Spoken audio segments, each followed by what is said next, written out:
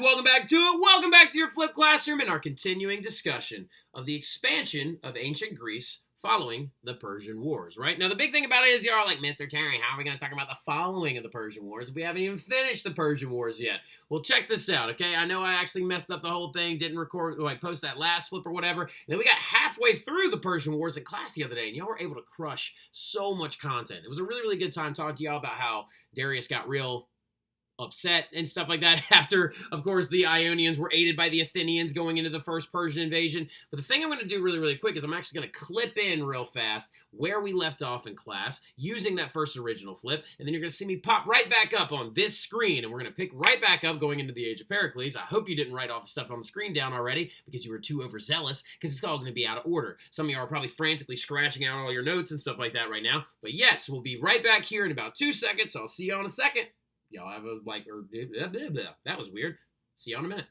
Was at and stuff like that, which is funny, and it was literally right down the street. It was less than a mile from like Chappelle and stuff like that. But where was Sparta in this entire thing? Sparta decided to stay uninvolved, and they refused to get involved in the very first Persian invasion. But there are going to be massive results of this huge victory that was won by the Athenian military, right? And the biggest results include, first and foremost, that Athens wants to create an alliance, right? They want to create a big alliance like Sparta already has. Sparta's not a fan of this, right? Like, so they're not a fan whatsoever because they feel Athenians' power is growing, right, outside of their own city-state. Athens wants to create an alliance, but they don't get to quite yet. Sparta's also not a fan because they have their own alliance called the Peloponnesian League that they don't want Athens interfering with, right?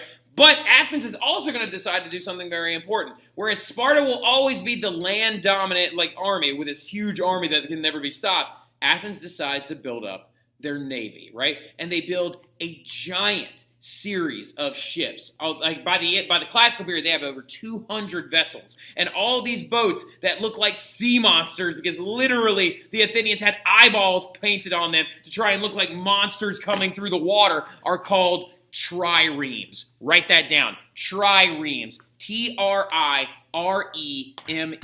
That is what this type of boat is called, a trireme, right? And it actually refers to the rows of oars and the rudders, all right? Triremes were their ships of war, right? And it's going to be a very effective tool that the Athenians use in later wars to actually destroy enemy armies and actually show up and really, really get serious. Triremes are also really, really intense because this is how they actually fought other people. Because you're probably thinking to yourself a little bit, like, how the heck does a boat in 1000 BC fight another boat and win, right? So they don't have guns and cannons and stuff. They don't. You're right. What they do is, you see this guy right here on the front? That right there is a bronze battering ram, and it was sat underneath the water. This is actually one that's very, very old that we found on the bottom of the Aegean Sea and stuff like that. And literally, what you would do is you would actually row the boat into the other boat and use this ram to go and pop it, right? So, and literally pop it and sink the boat to the bottom. Now, really quickly though, how come Darius, who is the leader of this giant Persian empire, why didn't he come back? How come he didn't come back and re-invade the Athenians again, right? He's got a big enough army. He's got millions of soldiers. Why does he come do it again? Well, the thing is that he had another little rebellion he had to deal with, and then he died. Really? So, so Darius the First actually died in, I think, 482 BC. 484 BC. Dang it, I was close. And then his son is going to take over, right? Now, his son is a funny little figure, and his son is named this, right? And that's a 1. It's not another exclamation mark, okay? It's Xerxes the First, okay? Say it with me. Xerxes, okay? Say it with me one more time. Xerxes. We're going to say it upside down again. Xerxes, all right? So Xerxes is going to be the next king of Persia, right? Now, funny enough, Hollywood wants you to think that he looks like this. So there's this movie that Chelsea and I and B-Period have talked about a bunch of times. It's this movie called 300. It's actually about the second Persian invasion, which we're about to talk about. And that right there is what they want you to think Xerxes looks like in the movie. But in real life, he actually looked like this, right? Looked like his dad and stuff like that. He had the really big beard and everything like that. He looked culturally Iranian. Go figure. Now, the big thing about it in general, though, is the second Persian invasion is going to be launched by Xerxes. Right? Xerxes, trying to take revenge for his father and stuff like that, is going to send emissaries to all these different people, and he's going to decide to be like, hey, you can surrender now, Sparta and Athens, particularly Sparta. You can surrender now, or I'm going to show up with over 1 million soldiers this time, and I'm going to launch my I'm going to launch my army by both land and sea, and have more soldiers than you've ever seen, or my arrows will black out the sun. Give up now, and we won't kill you, right? Sparta's going to do this.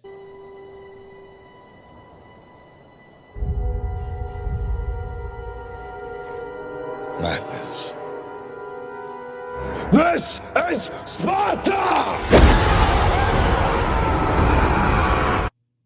And actually, in real life, the Spartans actually hucked the Persian message carrier into a well, which is really, really funny. So now the big thing about it, though, as well, is Xerxes is going to send a massive invasion. The Spartans are going to march out to try and slow them down, right? They're going to march out there to try and slow them down, their absolute best. And when they get out there, this is going to lead to the Battle of Thermopylae, right? Now, the big thing about it is Athens was busy getting their navy together, trying to prepare for the sea invasion that Xerxes was sending. And so Sparta decides to protect its own people. It marches out and fights the Persian army at this thing known as the Battle of Thermopylae, where a very small Spartan force of about 6,000 Spartans, led by this guy named King Leonidas, is going to square off against 200,000 Persians, right? Which is wild. Now, result of this battle, unfortunately, is that the Spartans are going to lose. But they held on for several days, right? Reason why they were able to hold on mostly has to do with the fact that the Spartans used the geography of Thermopylae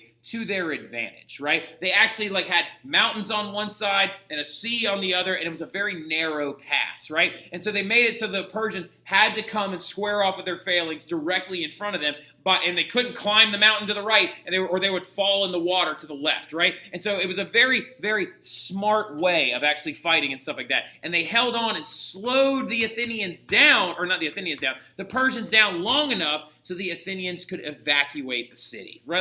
Now, the biggest thing about it is King Leonidas is also going to die there. And King Leonidas is the same guy that just did this a second ago. Sparta!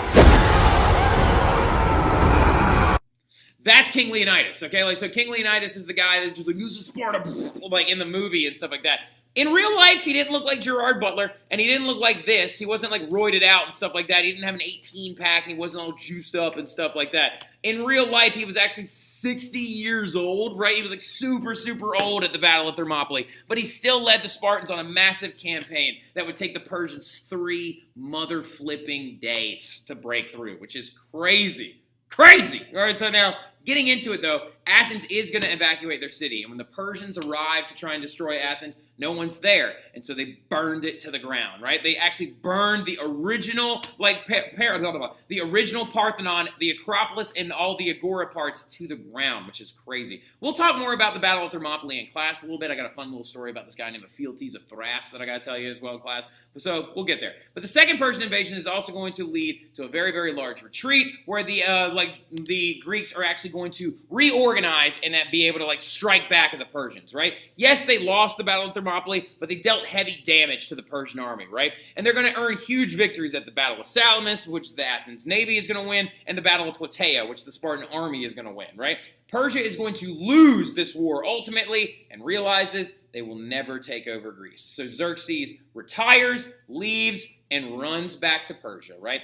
Athens is then going to finally form that military alliance that they were always talking about. The one that is not going to make Sparta very, very happy, right? Athens is going to form this thing known as the Delian League in opposition to Spartans' Peloponnesian League. And Athens said specifically, Sparta's not allowed to be in it, right? It was headed by Athens, and Sparta wasn't allowed to be in the army or in the alliance. Now, some of you are probably thinking about, well, wait a minute, Mr. Terry. Athens just lived because Sparta fought a battle that they lost 6,000 troops at. Why is Athens being so salty now? Because a rumor went around that the Spartans conspired and made a deal with the Persians so they would leave, right? And the Athenians were so offended by this. So the biggest thing is again, we'll talk about that a little bit more in class and stuff like that. But Athens formed this Delian League, which was this huge military alliance, headed directly by the Athenians that was actually made to promote democracies only, and they collected money from all the members as well. So Athens is not only protected with this huge Delian League. That's their logo, by the way. That owl is the logo of the Delian League. All this stuff in pink right there is the Delian League.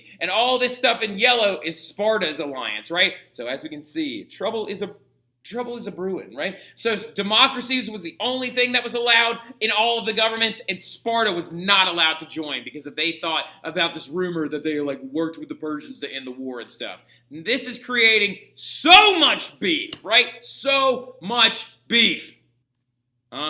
Gross. Now, the big thing about it, though, as well, is after after this whole period happens and after the Persian Wars end, we're then going to enter into what's known as the classical period, right? We're now moving into the classical period of Greece, right? And the classical period, briefly defined, is actually just basically a time when the Greeks achieved new heights in arts and architecture and theater and philosophy and stuff like that. And when we're talking about all this stuff, we're mainly talking about Athens because Sparta's not really the art, architecture, theater, and philosophy club. Like, Athenians are much more that kind of thing, right? The state of Greece also, after the Persian Wars, is that Athens is growing, as you could tell. Their Delian League is getting really big and strong and stuff like that.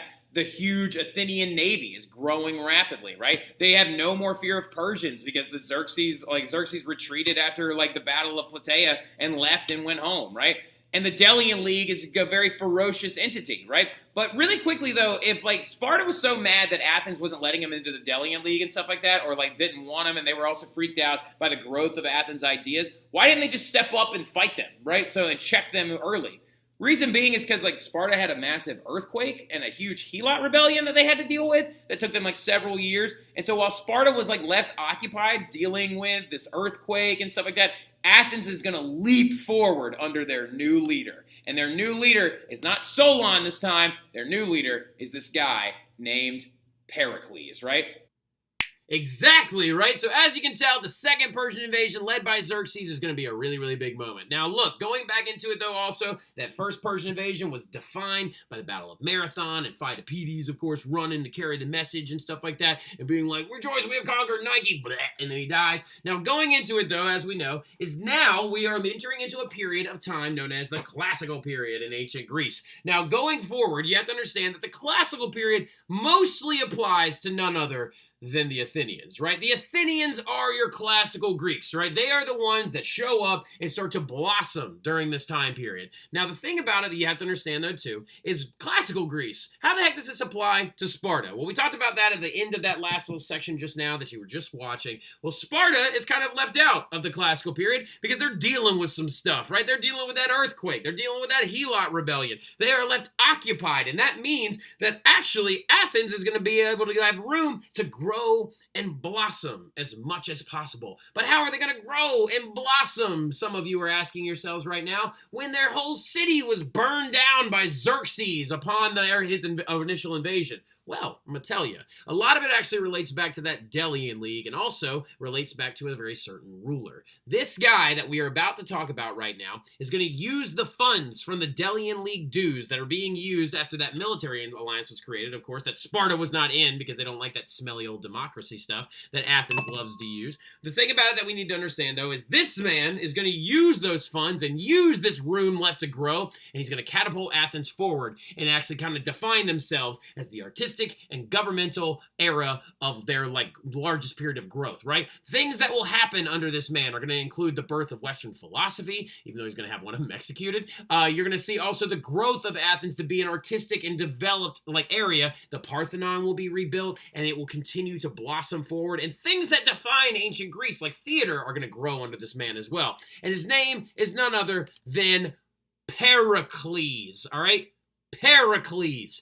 Do not come into my classroom and say Pericles because it makes me uncomfortable. All right, so now look, so the biggest thing about it is the age of Pericles will blossom forward and truly kind of define the classical growth period of Athens during this entire time period. Something that you need to understand is that Pericles was so flinging good at his job that he was elected Archon of Athens 29 times in a row. Now look, if you're elected Archon of anything 29 times in a row, or if you're elected anything 29 times in a row, it probably means that you're pretty good at what you do. Now look, really quickly, some of you are like, but Mr. Terry, what is an Archon? An Archon is a leader of Athens, right? So there were 9 archons in the entire the democratic system or the democracy system of ancient Athens. They had that, and they had this thing called the Areopagus or this other council that chose and actually voted for those 9 archons. And amongst the 9 archons, there was a lead archon that actually made most of the decisions. You've met one of them before when we talked about Solon, right? Solon, that same guy that came in and got rid of all the Horos stones and the debt slavery and all that stuff and pushed it Athens into a more true democracy by expanding voting systems and creating systems of measurements and weights and standardizing currency. He does a lot of great stuff. Pericles is like Solon 2.0, and he kind of expands Athens culturally speaking and creates them into a major powerhouse in the Greek city-states. His major accomplishments include a lot of different items. For example, he had walls built all around Athens and their naval base to protect all those triremes that they had developed during the Second Persian War. Those triremes are going to be very important. Those, of course, those ships with the eyeballs on them and the battering rams and stuff like that. He had walls and defensive structures built around Athens, though, so no invading army could so easily burn their city down ever again. And how did he pay for these bad boys? Well, he's got a lot of money coming in from that Delian League. So speaking of so much money coming in from that Delian League, he has the Acropolis of Athens completely rebuilt with a brand new Parthenon and a new statue of Athena to go inside of it, right? That's right, the Parthenon gets completely restructured and a huge 40-foot tall statue of Athena goes on in the inside of it, made out of ivory and gold, right? Worth, now in the modern era, would be worth several, probably $1 billion. We're going to look it up right now. How much would the Athena statue of Athens be worth? Okay, now look. So it's made out of ivory, which is elephant tusk. It's made out of ivory, which is made out of elephant tusk. And then also it's made out of rolled gold and crap loads of it at that, and it's 40 friggin' feet tall. So according to my search just now, it looks like that this bad boy in 2012 would be equivalent to the cost of $1.4 trillion, right? Like, so now really big thing about it, some of you are like looking at it right now, you're telling me right now Greece has got a statue that's worth $1.4 trillion? No, that is a replica of it right there, actually. That is a replica of the Athena statue that is actually in Nashville, Tennessee, and I'll be going to see it in December, and I'll take pictures and I'll post them on Google Classroom so y'all can see it and stuff like that. But the big thing about it, though, is we don't know where the Athena statue is, because this is what the Parthenon looks like now, right? Of course, the same building that, like, the Lincoln Memorial and the White House are actually based off of. The Parthenon looks like this, and I don't see an Athena statue anywhere inside of that bad boy. Well, the thing about it is, it was probably stolen by the Romans, because the Romans eventually do come in and actually conquer the Greeks, and they made a very big habit of pillaging and taking things, right? So now, look, going into it, though, also, he also reforms the government. Pericles reforms the government on top of everything else. One of the biggest pieces of government reforms he does is he gets government workers paid, right? Now, look, so something that you need to understand why this is so important, which is why I have an important question mark in those parentheses, is because you have to understand that before Pericles came along, government workers didn't get paid, right? Like now, like, so that means they had to work for free. Now, some of y'all are like, okay, I don't understand why that's such a big deal. You got to think about this for 2 seconds, y'all. Athens was founded on the ideas of an aristocracy, and of course, eventually people like Solon are going to realize that when rich people, left to their own devices, will debt enslave people and will take advantage of what they can to try and grow as powerful and stay in power for as long as they possibly can. Well, the thing that you need to kind of wrap your mind around is that in the government of Athens, all the people that were serving in it for hundreds and hundreds of years all had to be wealthy, right? They had to, because farmers could not take time out of their life to go and try to recruit votes and get elected, because every day they're not working, they're losing money, right? So what Pericles does is he makes it so a government position has a salary. So now, poor to middle class people, if they want to run for government positions, they can, and that will actually secure an income for them, right? So this actually equalizes the playing field, allowing other people from different classes to participate in the government and actually get elected themselves, right? Now, going into it, though, also, he also directly supported the poor. Something that you need to understand about Greeks is they are obsessed with this thing in particular right here, none other than the theater, right? The theater is the ancient Greek institution. It's basically their version of Netflix, right? The thing about it is it provided entertainment, and it provided also an escape from the life outside of those seats and outside of those walls. The amphitheaters were also built with acoustic sounds, or like acoustic qualities, so sounds could carry for a very far way, and they would reenact tons of different plays and things like that. One very famous Greek playwright actually was very well known for creating 2 different types of theater. One, the tragedy series during Pericles' time, and then also comedy. Greeks loved comedy. Apparently, underneath the rule of Pericles, fart jokes were created. Of course, it actually becomes a very big seller in some of these Greek theater eras. Some of you are going like, ha ha ha, fart jokes. Now, look, the big thing about it, I'm going to look it up and I'm going to tell you all about it in class. I don't really have like 5 minutes to spare right now because I want to keep this flip at a reasonable length, so I can't really talk about the creation of fart jokes in Greek theater. But the big thing about it, though, in general, is he has free theater seats given to the poor, right? This actually makes it so they have access to it. And also, you know very well Greek theater from the mask that they use, because it's now the modern-day symbol of the drama section of academia with the happy and the sad mask. They would actually use masks to exchange them all the time so that people in the higher seats could see the expressions of the actors from a distance.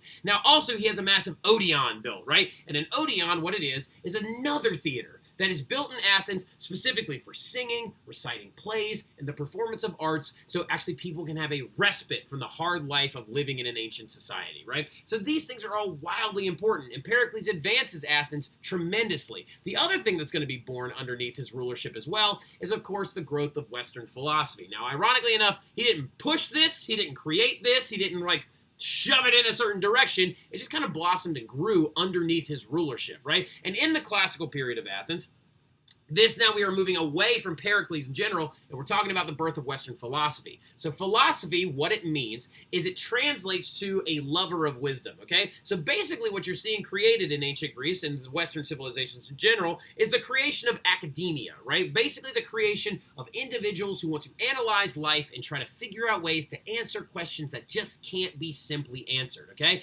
That's why the Greeks depended on myths for so long. It's because they had questions about why the sun rises and sets. Oh, it's Apollo in his chariot pulling it across. Oh, why do people love war? Because Ares corrupts their minds, right? The thing about it is that the philosophers are actually going to try to answer all these questions using logic and wisdom rather than actually depending on myths, okay? So philosophers are going to turn away from that idea. They're going to try to use the understanding of human nature and try to figure out, how do plants grow? Where do these things come from? And philosophers will be born out of ancient Athens and grow into the numbers of hundreds, okay? You're going to see tons of philosophers in ancient Athens. People like Democritus, who, for example, is going to come up with atomic theory first. He basically says, oh, we're all made of these really tiny, small little bits and pieces, almost like blocks, right? So that's Democritus. Then you're going to see another one later on called Diogenes, who actually reflects on the morals and how wealth corrupts the mind and the heart, right? You're going to see the growth of people later on going outside of Athens. You're going to see the growth of people like Ptolemy, who is going to try and understand geography and how the world moves and where stars come from. Philosophers will explode out of ancient Athens, but they're all rooted in the big three, all right? The big three that came along pretty much first, and that actually, some of these guys actually taught, because Diogenes is actually the one that thought that wealth corrupts all people. He was actually called the barrel philosopher. He gave up all of his funds and stuff like that and lived inside of a wine jar. He actually met one of these guys and actually worked underneath him for a small amount of time. But the guy who started it all was none other than the man by the name of Socrates, right? Now, Socrates begins the tradition of Western philosophy and is kind of considered the godfather of the entire thing. Now, Socrates was born to a middle-class family but lived an adult poor life. That's why this is kind of a weird situation. Socrates is oftentimes depicted in a lot of different academia and a lot of different entertainment venues as being this poor guy who kind of rambles off at the mind and does whatever he wants, and he taught for free, okay? So something that you need to understand about Socrates, though, is he was probably born into a middle-class family. His mother was a midwife, his dad was a sculptor, so more than likely he was exposed to arts and the ideas of the human body and anatomy from a very young age. We think for a while he might have been a soldier at one point of his life,